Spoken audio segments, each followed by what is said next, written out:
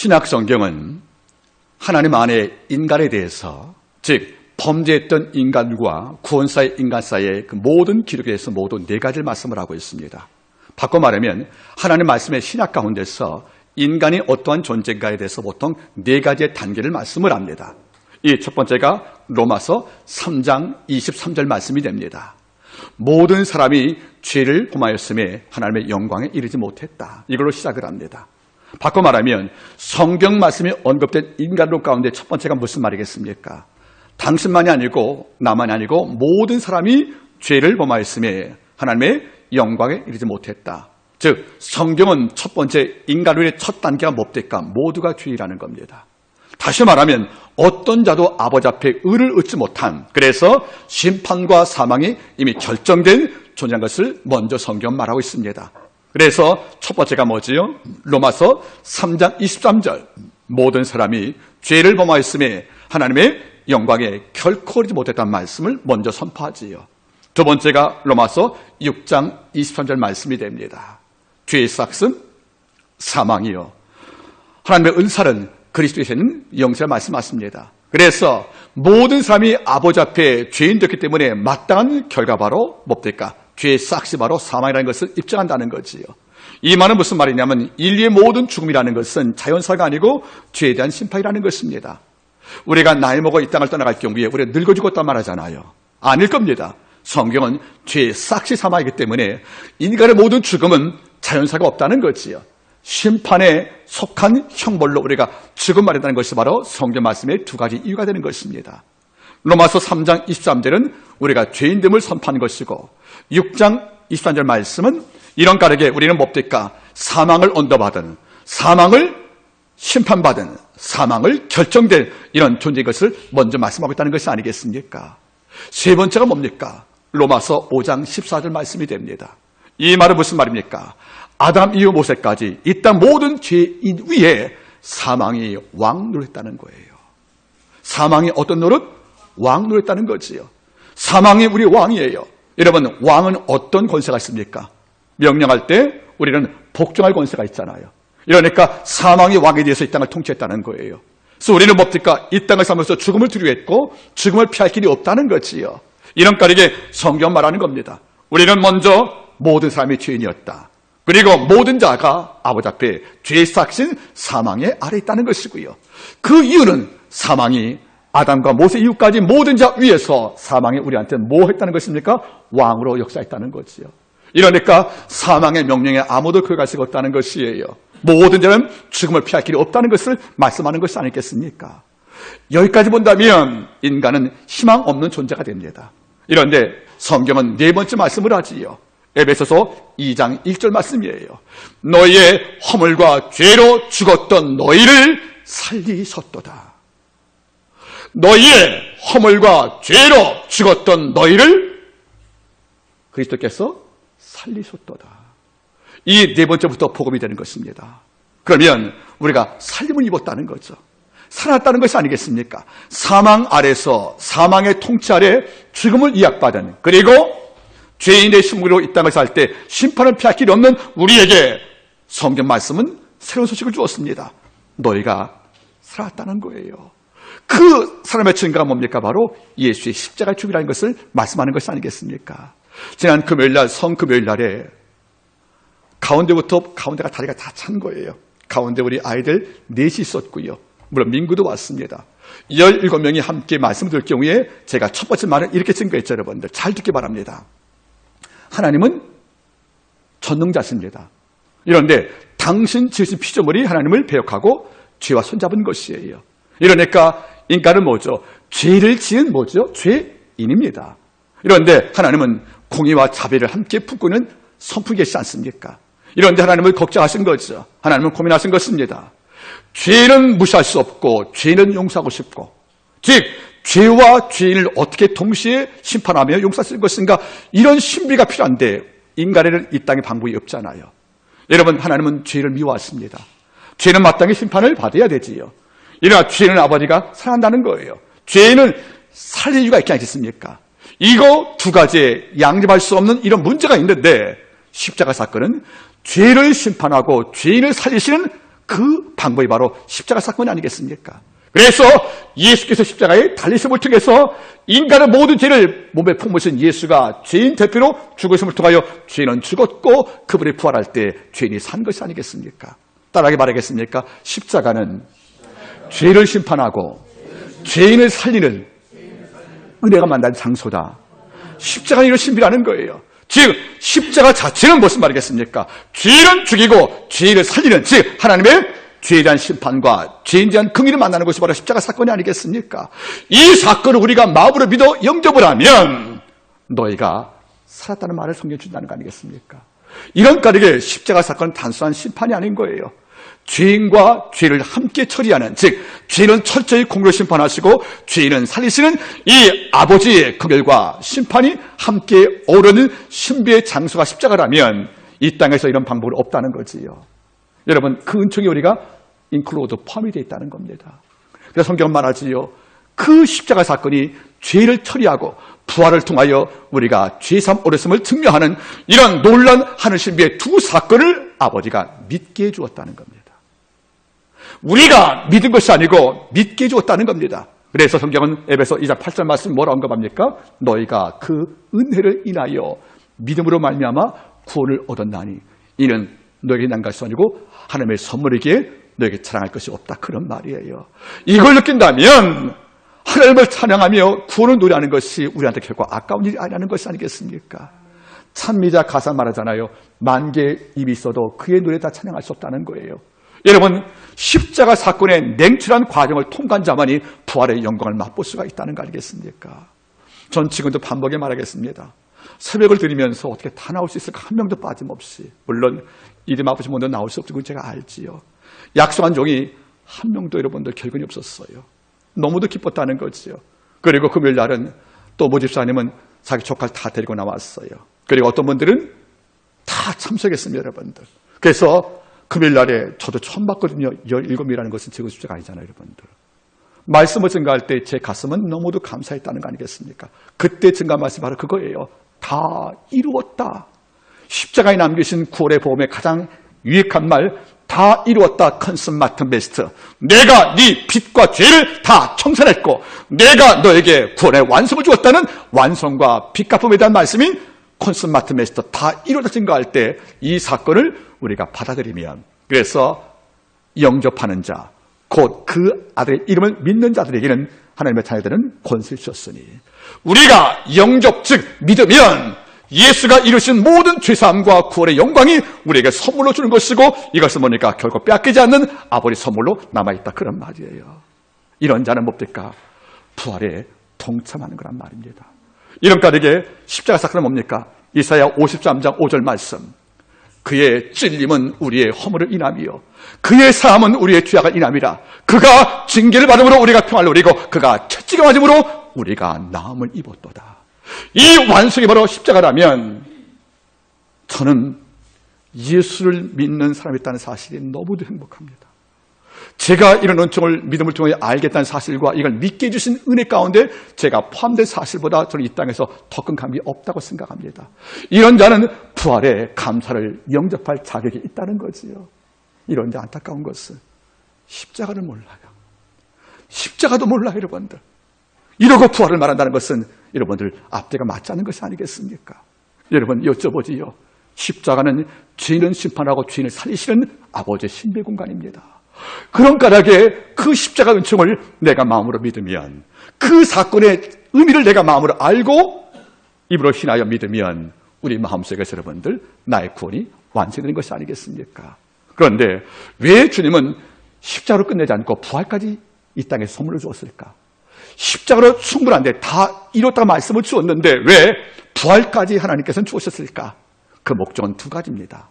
널 위해 죽으신 예수 그리스도가 부활을 통하여 내가 이 땅에 버린 하나님의 아들인 것을 증명시키려 하는 것입니다. 여러분 다시 말하겠습니까? 그 누구를 위해서 대신 죽었다는 말은 우리가 이해가 되지 않는 문제예요. 하나님의 아들만이 가능한 문제인데 죄와 상관없는 자만이 죄인 위해서 대신으로 죽을 수 있는 것인데 예수가 십자가 죽고 끝났다면, 부활이 없다면 뭐 하겠습니까? 과연 날 위해 죽으신 예수가 하나님의 아들 맞아? 이런 의심이 올 수 있지 않겠습니까? 이래서 바울은 로마서 1장 3절 말씀에 한번 같이 읽어보시겠습니까? 로마서 1장 3절 말씀, 너무도 복된 말씀입니다. 부활이 왜 필요했는가? 십자가로 충분했는데. 로마서 1장 3절 말씀 보시면 4절 말씀 보겠습니다. 자, 3절 이하. 이 아들로 말하면 예수지요. 이 아들로 말하면 육시 이르는 다윗의 혈통에서 나셨고 성결의 영으로는 죽은 자 가운데서 부활하여 능력으로 하나님의 아들로 인동시했으니 곧 우리 주 예수 그리스도라. 그러면 예수의 부활이 왜 필요합니까? 널리 죽었던 그 예수는 단순한 사람이 아니고 내가 인류의 구속을 보내신 내 아들이라는 거예요. 그래서 예수의 부활이 왜 필요했냐면 그가 죽은 자 가운데서 다시 사는 식으로 그 능력으로 하나님의 아들로 인정, 즉 증명됐다는 겁니다. 여러분, 제가 한마음교회 성도를 아끼어도 전 여러분의 대성을 낼 수가 없다는 거죠. 그런 자격이 없어요. 부모가 자식을 아끼어도 부모 대신 죽을지언정 그가 자식의 죄까지 담당할 수 없다는 것이지요. 그러나 예수가 나를 죽으신 것은 없으니까 이것은 그가 부활을 통해서 하나님의 아들로 증명되는, 그래서 날 위해 죽으실 충분한 자격이 있고 날 위해 죽으실 흠없는 성결한 영을 알기 때문에 예수의 부활을 통하여 날 죽으신 예수께서 어떤 존재인가를 하나님이 증명시켰다는 것이 아니겠습니까? 부활은 뭡니까? 왜 필요했습니까? 십자가에 죽은 그분은 죄인이 아니고 죄인을 대표해 죽은 내 아들이라는 거예요. 그는 신성과 영성을 충분히 갖춘 분이었지만은 죄 있는 육체보다 오시어서 우리 대신 감히 죽으셨던 이런 아버지의 파송된 당시의 아들인 것을 부활 통해 증명시켜줬다는 거지요. 예수가 아니면 십자가 죽은 다음에 부활할 수 없다는 거지요. 강도 두 분이 부활했습니까? 그건 아니란 말이죠. 왜? 그는 죄를 죽었으니까. 예수가 왜 부활했는가? 이것은 널 위해 죽으신 십자가의 중심 예수 그리스도가 단순한 요셉의 아들이 아니고 목수가 아니고 하나님의 아들인 것을 아버지가 증명시켜줬다는 거예요. 그래서 죽은 자 가운데서 다시 살아나시어 능력으로 하나님의 아들로 인정, 원문은 뭐죠? 증명되었으니 곧 우리 주 예수 그리스도라. 예수만이 이 땅에서 우리의 구원자의 자격이 있음을, 예수만이 하나님과 우리 사이에 중보체물 되시는 것을 성경 말씀을 통해 입증해 주었다는 것이 아니겠습니까? 이런 가운데 부활을 맞이할 때 제일 먼저 영광은 나만의 기쁨이 아니라 예수께 영광을 드리는 겁니다. 당신이 하나님의 아들로서 오셔서 죽으셨기 때문에 제 구원이 유력하며 제 구원이 보존이 된 것입니다. 여러분, 다른 자가 죽었다면 그가 1000번 만번 너희 구원을 설명해도 우리 믿을 수가 없다는 거지요. 예수가 죽으시고 부활했기 때문에 그의 죽으심과 그의 부활 사건 통해서 죄가 처리되어지고 의가 되는 놀라운 사건이 우리는 확실한 걸로 우리는 공정받은 것이 아니겠습니까? 예수의 부활은 그분이 하나님의 아들이었다. 그래서 충분히 죄인을 대속할 제물로서 완벽했다는 것을 말씀해주고 있다는 거지요. 이 부활 사건을 마음에 영접하기를 바랍니다. 그런데 두 번째 부활의 의미는 뭡니까? 우리를 위한 부활인 거예요. 부활의 첫 번째 의미는 그리스도께서 하나님의 아들인 것을 증명하는 자신을 위한 부활이고요. 두 번째가 무슨 부활이겠습니까? 이것은 곧 우리를 위한 부활이라는 것이 아니겠습니까? 왜? 부활을 통하여 우리의 구원이 진짜임을, 그리고 부활을 통하여 우리의 죄사함과 영생 사건이 영원히 효력이 있는 것을 아버지가 입증해 줬다는 거지요. 자, 하나 말씀 보겠습니까? 고전 15장 본문을 보십니다. 15장을 보시면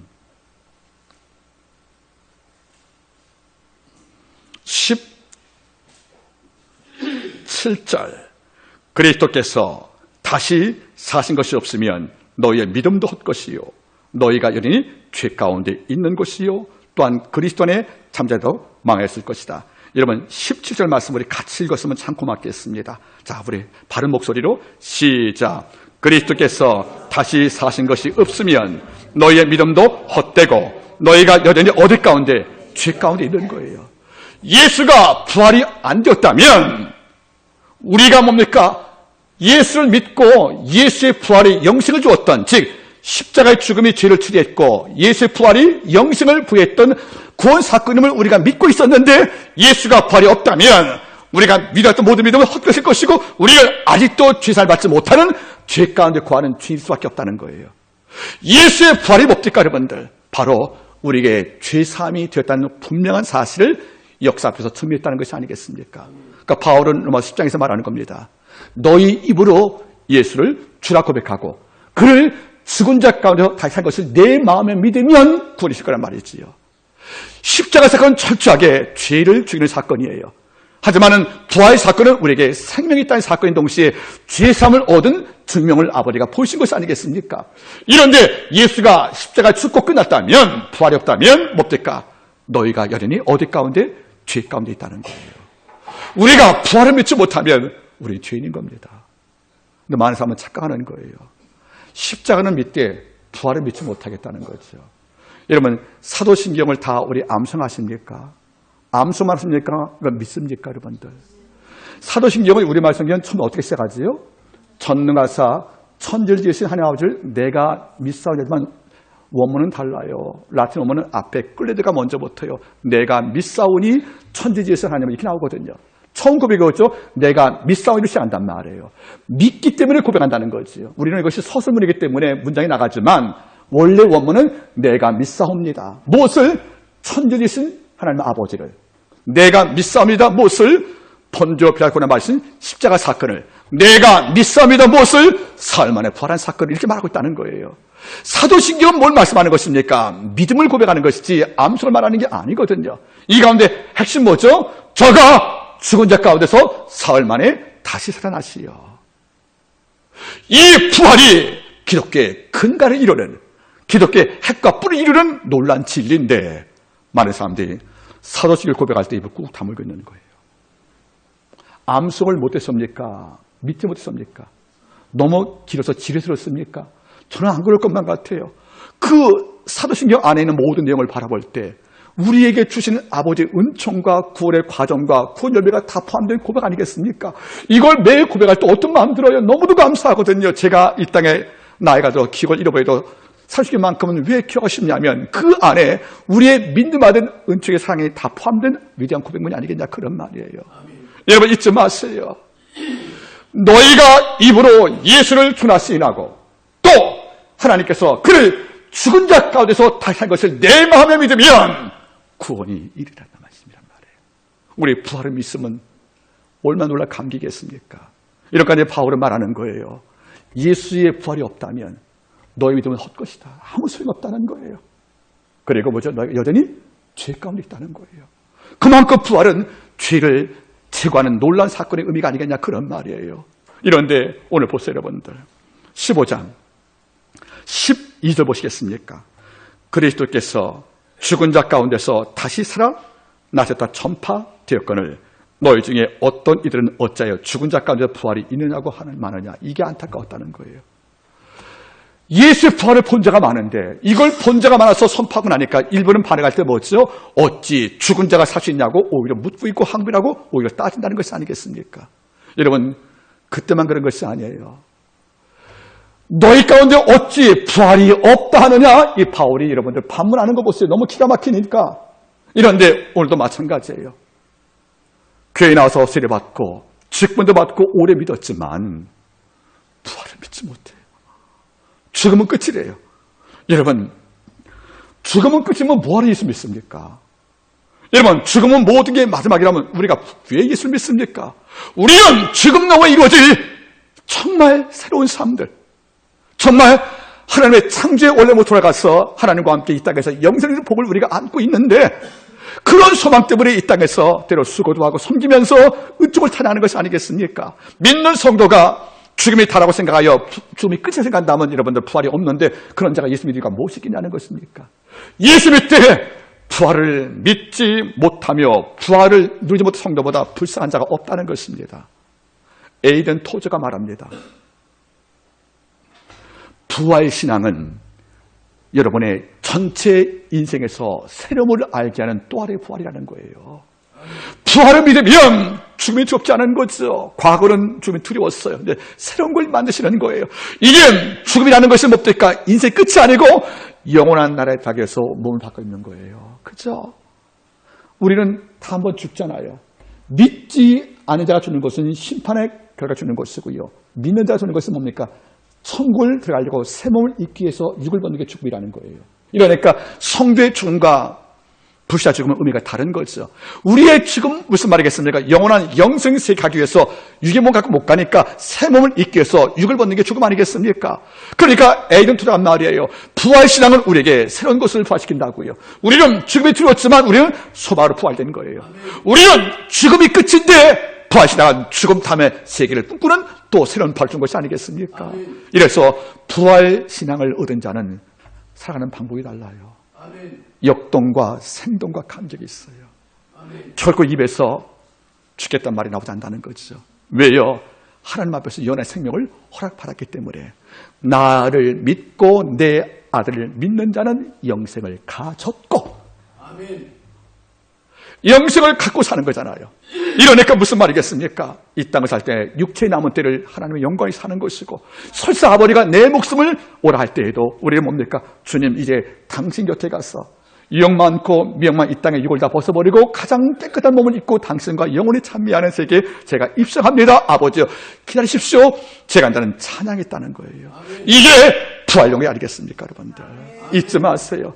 부활은 무엇입니까 여러분들? 첫째는 널 위해 죽으신 예수가 누구냐를 증명하는 거예요. 그는 뭡니까? 하나님의 아들로 증명되었으니 곧 우리 주 예수 그리스도라. 부활의 두 번째가 뭐지요? 우리가 죄사함 얻고 영생을 입었다는 확실한 선포란 말이에요. 그가 다시 사신 바가 없으면 너희가 여전히 죄 가운데 있을 것이요. 이런까지 여러분들 미국 사람들도 교회 잘 안 나가거든요. 바쁘니까. 근데 아무리 외국 가도 부활주일은 참석한대요. 그게 여러분들 물론 충분한 만족은 아니지만 그날만큼은 참석한다는 거죠. 그래서 여러분들 미국의 사업가들도 아무리 바빠도 그날만큼은 비행기 예약을 하는 거예요. 부활주일만큼은 참석해서 하나님의 영광을 받으시려고. 왜? 이것이 인류 역사를 사망의 왕 노릇에서 그리스도 왕으로 바뀌는 놀라운 전개 사건 아니겠습니까? 여러분 이 땅의 모든 인류 가운데서 숙제와 난제와 문제가 있는데 이거 바로 죽음 아니겠습니까? 이걸 처리 못할 때 우리는 죽음 자체가 두려워서 피하고 싶지 못했지만은 이제는 뭡니까? 죽음도 예수께서 세 번째입니다. 부활이 뭡니까 여러분들? 따라할까요? 부활의 세 번째 의미는 왕 노릇했던 죽음을 죽이는 죽음이다. 예수의 죽음은 죽음을 죽이는 죽음이에요. 예수의 부활은 왕 노릇 사망을 피하는 부활이라는 뜻입니다. 이래서 부활이 뭡니까? 죽음을 죽이는 죽음이 십자가 사건 이후에 왕 노릇했던 사망을 피하고 생명과 예수가 왕대 사건이 바로 부활이란 말이에요. 부활은 뭡니까? 죽음의 죽음이 결정된 순간이에요. 그래서 무슨 말이겠습니까? 마귀는 예수를 십자가에 달면 이겼다고 생각할지 모르겠지만 십자가에 달는 그 순간에 왕노했던 사망 권세가 죽기 때문에 그 뒤로부터 따라할까요? 사망의 왕은 실각했다. 실각이 뭐죠? 권력을 잃어버린 거죠, 여러분들. 예수의 부활 통하여 더 이상 이 땅에서 사망은 왕 역할 못한다는 거지요. 다시 말하면 뭡니까? 제가 좋아하는 말, 왕으로서 자기를 잃어버린 겁니다. 이제까지 마음껏 사망으로 네가 왕으로 군림했지만 예수의 부활 통하여 더 이상 죽음이 우리를 묶을 수 없게 만든 거 아니겠습니까? 예수가 부활되어서 죽음이 우리를 가릴 수 없다는 거잖아요. 더 이상 죽음 뭡니까? 힘을 잃어버린 거란 말이죠. 예수의 부활은 죽음을 깨뜨리고 생명으로 쓴 것이 아니겠습니까? 더 이상 죽음은 우리의 왕일 수 없다는 거죠. 나를 가둘 권세가 못됨을 이렇게 증명해 주겠다는 거 아니겠습니까? 이런까지게 부활은 뭡니까? 왕노릇했던 사망을 피하시고 생명의 왕들을 놀란 사건이란 말이에요. 이런데 이 부활이 마음에 뜨겁지 않습니까? 장로는 오늘 제 얼굴도 빛내 보이지 않으세요? 더 빛나 보이죠, 얼굴이요? 알고 아멘 하신 거예요? 오늘 제 얼굴이 빛나 보이지 않으세요? 이 조명 때문에? 조명 때문에? 아니에요. 제 마음에 부활의 감사가 있어요. 오늘 아침에 일어나가지고 저는 별로 농담 별로 안 해요. 우리 아내하고 저하고 33년 살거든요. 애 둘 나가면 우리 집안이 거의 무덤이에요. 거의 대화가 없어요. 너무 거룩해서. 오늘 제가 아침에 잠 깨 여러분들 까불었다 여러분들. 내 마음에 너무 좋은 거예요. 부활이. 이 부활이 없었으면 우리 어떻게 했을까요? 생각해 보세요. 죄에 대한 심판에 놓긴 우리가 허물과 대준 우리가 여러분들 부활 소식이 없이 살아간다는 것이 인생에서 주문 끝이라는 거 아니겠어요? 얼마나 허망해요. 얼마나 억울해요 여러분들. 이런데 부활의 소식이 있었고 부활이 진실로 확정되었잖아요. 그 결과 우리가 생명을 얻고 미래의 영생을 얻은 거 아니겠습니까? 이걸 생각할 때 여러분들 춤추지 않습니까? 이런까지 이날만큼은 마음껏 춤을 추고 싶은 거예요. 내가 쌓았던 어떤 권위라든가 어떤 명색 다 쳐버리고 그냥 춤을 추고 싶은 거예요. 왜? 너무도 감사하니까. 이것이 바로 부활의 세 번째 의미가 됩니다. 이제 마지막에 네 번째 부활의 의미가 무엇이죠, 여러분들? 따라할까요? 예수 부활은 나의 부활의 전조 사건이다. 자, 보십시오, 여러분들. 15장, 20장. 그러나 이제 그리스도께서 죽은 자 가운데서 다시 살아나 잠잔 자들의 뭐지요? 첫 열매가 되셨도다. 아멘. 이 본문은 제가 누업 설교하지 않습니까? 여러분, 첫 열매가 뭐예요? 자, 농사를 지으면 여러분들 가을에 벼에 여러분들 이삭이 맺죠, 여러분들. 그때 첫 열매가 맺잖아요, 그죠, 여러분들. 만약에 우리가 보통 추수 언제 합니까? 가을에 보통 추수 몇 달에 하죠? 보통 9월에 합니까? 10월에 합니까? 몰라서 물어보는 거니까 대답해 주세요. 우리 추수 언제 해요, 보통? 우리 다 몰라요? 장로님 모르시는가? 보통 10월에 합니까? 예, 우리 그렇게 믿겠습니다. 그런데 여러분들 10월쯤 되면 낫될 때 이미 한 이삭 줄기에 알곡이 많잖아요, 그렇죠? 그럼 이 알곡이 처음에 맺힐 경우는 하나를 먼저 맺히고 그 다음 둘째 나온 것이 아니겠어요, 여러분들? 근데 만약에 9월쯤 되는데 이삭에 열매가 맺힐 때, 그죠? 벼에 이삭이 맺힐 경우에 이게 첫 열매가 안 맺히래. 그러면 여러분 10월 돼도 맺힐 수가 없다는 거잖아요, 그죠? 누군가 그 열매가 추수를 바라본다면 9월쯤에 알털 같은 것이 하나를 맺히고 나서 이삭 맺혔네 하고 일주일 가니까 10개 있고 100개 있고 추수하는 거잖아요, 그렇죠? 그러니까 첫 열매란 말은 뭐죠? 다음 열매를 약속된 증거라는 거잖아요, 그렇죠? 그 첫 열매가 없으면 그 곡식은 죽었다는 거 아니겠습니까? 이런데 부활이라는 엄청난 사건에서 예수가 부활하신 거예요. 예수의 부활이 인류 모든 부활에 앞으로 있을 부활의 첫 열매라는 거예요. 예수가 부활의 첫 알곡되었기 때문에 향후 그 이삭은 뭡니까? 수백 개가 맺힌 것이 아니겠습니까? 즉 예수의 부활은 개인만의 부활이 아닌 그 안에 관한 모든 믿는 성도의 부활을 약속하는 전제라는 것입니다. 그래서 예수가 부활했으면 우리도 부활이 있다는 거 아니겠습니까? 그가 첫 열매고 우리는 두 번째 열매가 되는 것이니까. 자, 말씀 바라보세요. 자, 15장 16절 보세요. 같이 읽어보겠습니까? 시작. 만일 죽은 자가 다시 사신 것이 없으면 그리스도도 다시 사신 것이 없을 것이요. 무슨 말이에요, 여러분들? 예수가 사신 게 없으면 사신 게 없다. 우리도 여러분들. 왜? 첫 열매가 아니니까.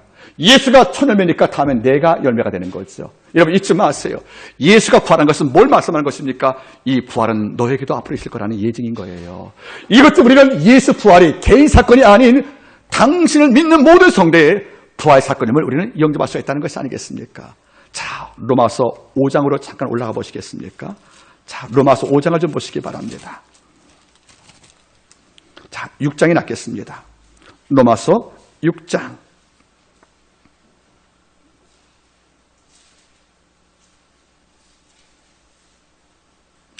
오절 말씀을 같이 보시겠습니까? 6장 5절 우리 같이 읽어주시면 고맙겠습니다. 6장 5절 시작. 만일 우리가 그의 죽으심을 본받아 연합한 자가 되었으면 또한 그의 부활을 본받아 연합한 자가 될 것이다. 결과는 8절 말씀 보세요. 시작. 만일 우리가 그리스도와 함께 죽었으면 또한 그와 함께 살 줄로 믿노니 이는 그리스도께서 죽은 자 가운데 사셨음에 다시 죽지 않고 사망에서 다시 그를 주장하지 못하게 할미로다. 말씀하잖아요, 여러분들. 예수를 믿어서 죽음과 연합되어서 내 죄가 죽었으면 예수가 살 때 그분을 믿을 때 연합되어서 나도 산다는 것이에요. 예수의 부활은 개인만의 부활이 아니고 우리의 부활을 증명하는 약속하는 첫 번째 부활이라는 것입니다. 그래서 첫 열매가 되는 거예요. 이걸 우리가 마음에 선물 받았잖아요. 여러분 가슴이 감사 없어요, 여러분들.